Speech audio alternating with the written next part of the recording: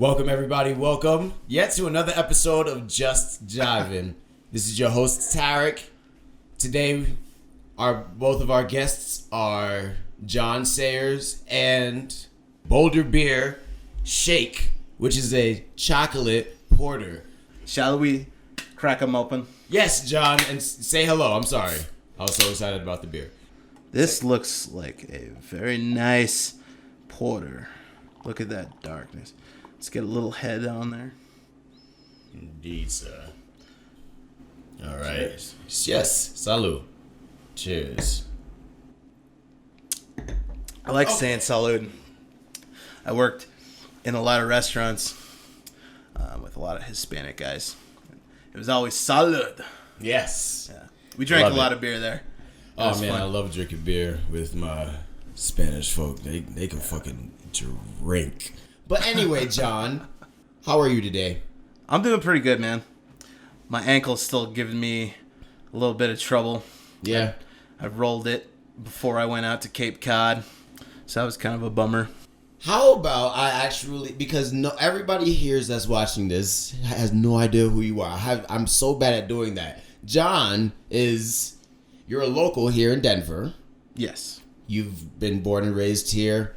Yeah, I'm Colorado native. Colorado, y'all love Been in Denver and Colorado. Well, I grew up in Littleton, which is, a southern suburb. But you grew up in Colorado. Yeah, but I've been here my whole life. Word. You're a musician? I am. I've been a gigging musician for 10 years.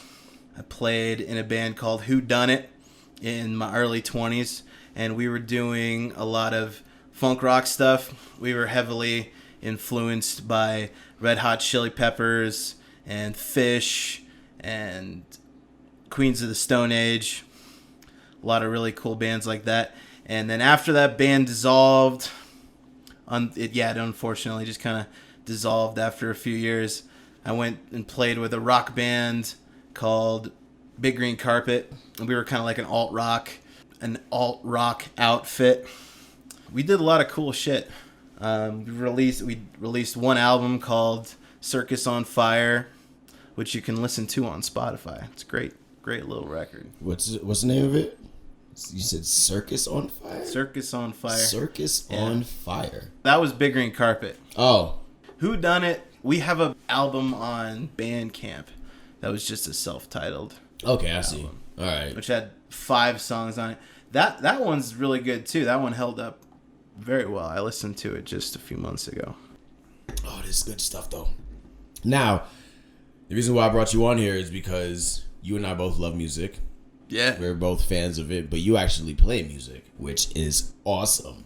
I do. And just the ability to play music is fantastic. It's just an awesome skill to have, I think. And also the fact that you're from Denver. You're actually the second person I've had on here that is from Denver, but last time my guest we didn't talk about him and his growing up. So now I have a chance to. And let's just see where this conversation goes. But I honestly do want to focus more on the music. We were talking about what it takes to think musically. Was it? Yes. What it takes to think musically. I'm sure you have the same thing where you just constantly have music playing in your head, whether it's all the time. Whether it's a song that you like or a song that you just heard that's really catchy, something random that you just thought up. Yeah. You constantly have music playing in your head. I do. Yeah. See, what happens to me a lot is I'll listen to a song that I really like and I'll get into it and I'll loop a section of that song that I really like in my head, and I'll start adding different elements, subtracting and adding different elements into that groove while it's looping in my head. Like there's a guitar looper in my head. So you have seriously. you have a DAW in your own head. Yeah. A DAW, for those who don't know, is a digital audio workstation. Yeah. But I have one that just is constantly going in my head. So I'm glad I finally have a DAW to work with at home so I can get some of that shit out of my head. Bro, I feel that. That's what's up? But it is hard. It's hard to learn, man. It's a long process of learning how to use that program. Oh, agreed. And that's just using the that's just using the program. We didn't even talk about actually learning an instrument. No, that's a whole nother road. Which is something exactly. That's a whole nother thing. So you would need to learn how to play the instrument and learn how to use the software to make your creations. Which I get it. Why some people just like, I'm not gonna do that. That's a lot of work. It is a lot of work. It is, but it's so much fun learning. At least for those that think that it might be fun to learn. I think it's awesome. You gotta want to learn. That is also learning true. is a lot of fun, and I didn't really like it a lot when I was a kid. I didn't really like school, but I like learning right now. Yeah, agreed. When I was taking piano lessons, I didn't like practicing, so I didn't really practice. Because you wanted to play video games instead. Yeah, sure did. Hindsight 2020. Should have learned. Should have did better. Should have practiced. My parents forced me to because they're like, well, if we're paying for this, you goddamn well gonna practice. But it's weird because I never got to go to a recital. Really? Yeah, I never. That's kind of a bummer. Yeah, every time I had a recital scheduled, well, my parents couldn't make it to get me, and they didn't want some fucking other person taking me, whatever. And if there was someone that they didn't mind taking me, then they weren't available or some shit. There was always something that fucking happened. Which it's always something. Yeah, that's the one thing that kind of bummed me out was that I got to go to the band concerts that I had in elementary school. Elementary school, was it? Yeah, elementary school. I got to go to some of those and some of the chorus concerts and whatnot, but never a piano recital. What instrument did you play when you were in band? Baritone. Baritone? Yep. Baritone, like you were singing? No. Or baritone saxophone? No, the fucking. It's like a deeper trumpet, kind of. Oh, a baritone trumpet. Cool. Yeah. The big one. Mm-hmm. With the fucking, he sits on your lap, and I like that one. I wanted to play the drums, but Mama wasn't having that. She wasn't having that? Dude, drums can be loud as fuck. I used to have a roommate who was the drummer, and he set up his drums right next to my bedroom. Oh, no. And there was a couple times I was trying to take a nap, and he was like, it's practice time, bro. It's not fucking nap time. It's fucking... And I'm like, God damn. Fuck. That's when you need those industrial grade noise canceling headphones. Yeah. And some earplugs. Yeah. Nah, I would feel bad because that's your thing, and I get it. Right. It's you pick the loud thing. Right. And some people ain't with that. This shit is easy for me. I could do all of this, and the only thing that anybody would hear is just me. I was doing the script the other day. I was doing a lot of yelling, so I bet you my neighbors probably like, yo, what the fuck is going on down there? What's he yelling about? Why is he so angry? So much anger. But nah, it's super fun, son. But alright, so thinking musically, that whole idea, how do you go about doing that? Well, I think it's more just like keeping an open mind and listening. I think 90% of playing music is listening to music. Listening to songs that you enjoy, songs that influence you, and listening to the players that you're playing with. Because I've played in a lot of bands, and one of the biggest things in linking up with that musician is listening to them. Picking them out of the mix. Because like you can hear the drums and the bass and guitar and the keys all mushed together in this soundscape. But if you can just pick out one of them and really listen for a little bit, you can really kind of fine-tune... Deconstruct it. Yes, deconstruct it and figure out what you need to play to fit into what they're playing. Okay, I get what you... Yes. It's a big puzzle piece. Okay. You need to... I understand that. I get that. Because when I try to make music, I'm like, well, nah, that sounds a little too close to this other thing in sound or in pattern. Mm-hmm. And I try to make something that fits in there. Yeah, I get that. It's kind of like all art, honestly. Yeah. You want to make something that's pleasing. In this case, it's mellifluous instead of just aesthetically pleasing. You know what I mean? Art is just like all this stuff back here. That's aesthetics for the eye. Mm-hmm. But, you know, you want something to be mellifluous for the ear. Mellifluous. That's a good Mellifluous, word. yes. I don't know if I've really heard that one. You know the definition? Was it Phineas and Ferb? Oh, I love that show. Yeah, it means sweet sounding. Mellifluous. Mellifluous. Mellifluous. Mellifluous. Word of the day. I like words of the day. Thing? I think I might love words. Because I love words too, bro. Yeah. But you're a fucking songwriter. Yeah. So that makes sense. I'm going to use that in the next one. Catch the Yay Sayers YouTube channel. You're going to hear me use it. Oh, yes, bro. Yeah, you on my show and I'm not even plugging you, son. What's your we can do the plugs at the end. We'll do the plugs right before the end. So that's the last thing that they're going to remember is them plugs. Yeah, there you go. I bet. So let's keep on track where we were just at. We were talking about making something. Yeah, it's all art. Aesthetically and say the word again. I was just comparing the two art forms because it's the same concept just with different technique. You're doing something. You don't want all of the attention in one area. You want a broad scope.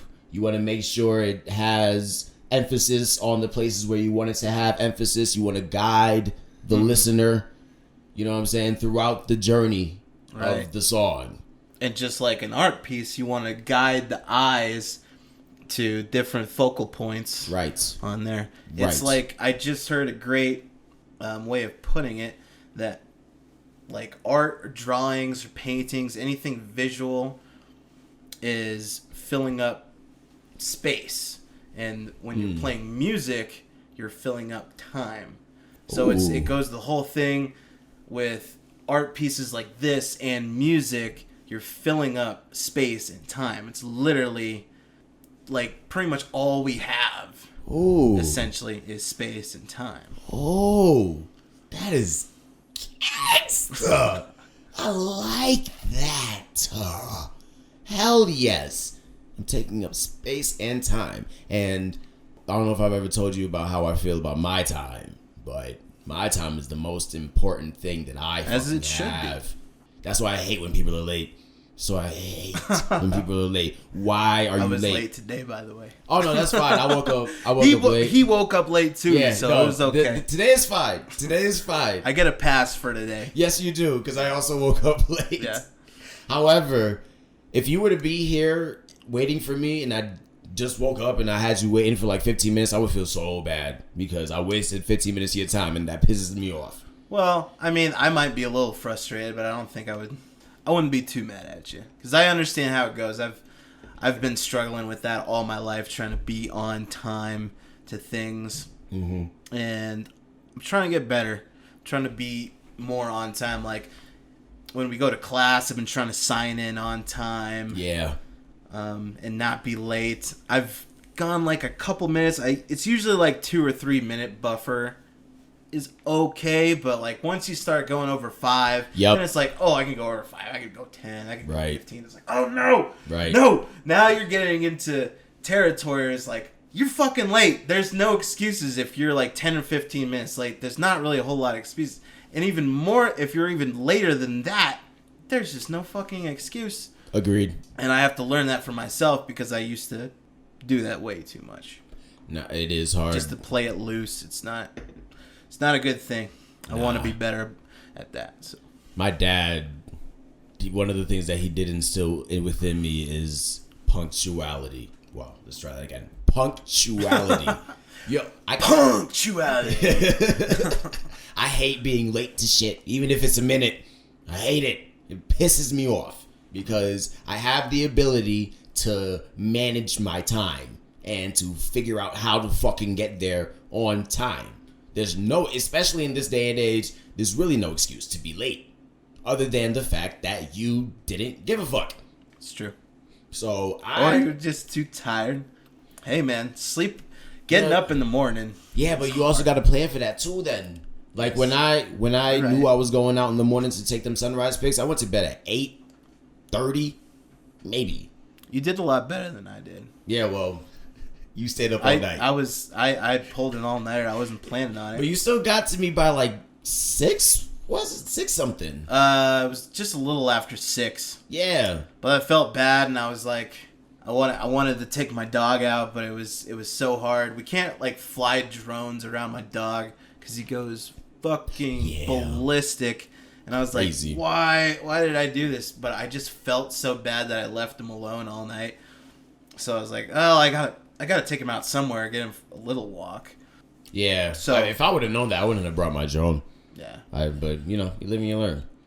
Yeah. All dogs have their quirks. I'll do better next time. That's why I bought you that beer at the restaurant. I was like, I felt that bad too. that I didn't want to waste your time, and that's how I was feeling. I know you just said you don't like when people waste your time, and I kind of felt like I wasted a little bit of your time.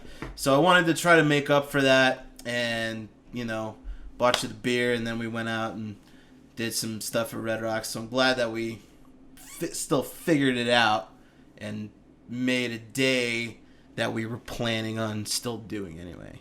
Yeah, I could dig it. So I mean, if you didn't come, then I would have been like, all right, fuck this guy. Then that would have been a fucking bitch move. Exactly. But I called you right at 5:30. I was like, dude, I just woke up. I fell asleep for like 2 hours, and I didn't even mean to fall asleep, but I was just so tired. I was like sitting on the couch. I was like, I'm just going to take 10 minutes. Yeah, that's a dangerous game to play. And then she gone, dude. And then I was out for 2 hours. I'm like, fuck. But you were cool about it. You were really cool about it. So I appreciate it. Go with the flow, my brother. Yeah. At least I'm trying to get better at doing that, because I'm also just learning that not everyone thinks like me. Shocker. Yeah. I know. I feel like everybody's got to come to that realization that everybody does not think the way that you do. Agreed. I totally agree with that. But anyway, there's a lot of smoke and mirrors in everything, in audio and visual. Yeah. There's definitely a lot of smoke and mirrors involved. And it's just to please the senses, really. It's not to be deceitful, I don't think. You're right. It's just to please the senses. You're right. It's like magic. Yeah. Bro, I don't want to say that I'm a magician, but you know some tricks though? But when you think about it, we literally take nothing. Like when you have music, there's nothing there. There's no song there, but you decided to take that and make it into something. I don't know, that's kind of cool. And then the end product, nobody sees the production that goes into it. Just like how you're not supposed to see everything that goes into a magic trick. You're supposed to be positioned certain ways and certain perspectives and all that jazz. You're looking here. You're not looking at this. Yeah, exactly. Yeah, that I actually really was. Yeah, because that was really hard. But you didn't know what I was doing over here. Yeah, exactly. So I might be reaching, but I think it's magic to be able to create art in any form, even illusionary art. Is art. That takes a skilled, creative ass person to be able to come. I couldn't fucking. Well, if I tried and sat down and really thought about it, maybe I could, just because I have a strong creative mind. But not having the skills or the background or any of that shit, I couldn't fucking do that. Some magic tricks or whatever. No, that's not my field. I think each artist has things that they just want to do in general. There's a lot of artists in Denver too. I've noticed that. There's a lot of artists in Denver.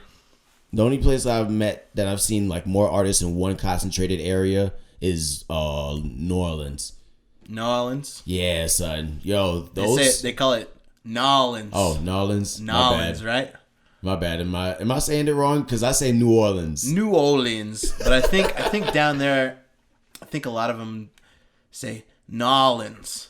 I mean, I don't even know why I'm saying it because I've never actually been there. I went there once and it was awesome. Oh, dude. You do yourself some drinking down there? Bro, you just fucking walk around with the shit. You just walk around with the fucking alcohol. As long as you ain't fucking being extra. Motherfuckers just, okay, sure. Like, word? Oh, okay. Now I'm just fucking drunk as fuck. And then all of a sudden you hear some music and you're just like, oh, who is this? What is this? And then you follow the sound, and then you see some fucking this band just on the street, just chilling and shit, just all kinds of jazz and the big band and you just get into it. It is awesome, bro. And then the food. Oh my god. Listen, just if you're a person that enjoys stuff, go to New Orleans. Just if you enjoy the spice of life. Go to New Orleans. Yeah, for real. And if not a sponsor.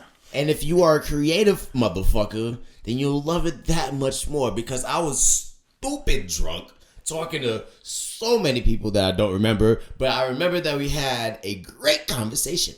Fantastic conversation. That's what you'll remember is the feeling. You're not going to remember exactly all the words. Yes. But you will remember the feelings. You will remember the sense and the vibrations that you felt there. Yes. You will remember that. Yes. I guarantee it.